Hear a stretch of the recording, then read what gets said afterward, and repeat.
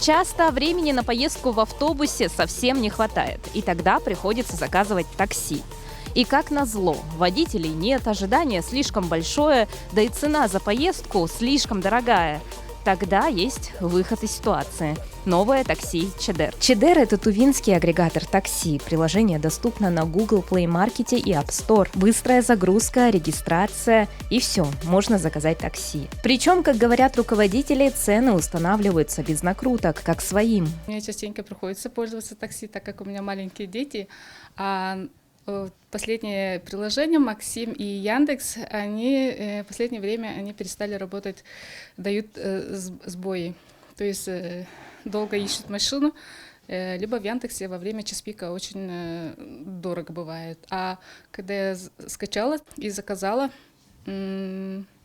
такси, через 3 минуты мне было назначено, и цена была приемлема.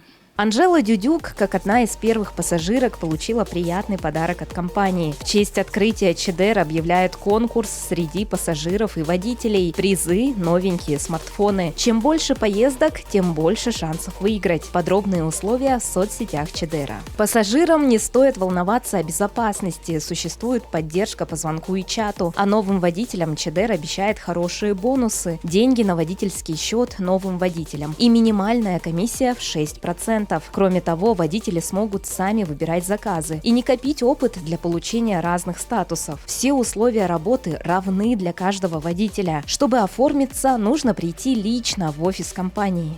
Предприниматели Чедера – местные тувинцы, и все налоги будут поступать в местный бюджет. И, как говорят руководители, внедрили приложение, чтобы пассажиры могли ездить безопасно и по честной цене, а водители могли получать достойную оплату. Оценить работу такси вы можете в любое время. Чедер работает. Мария Стручкова, Денис Мунгуш, 108 канал.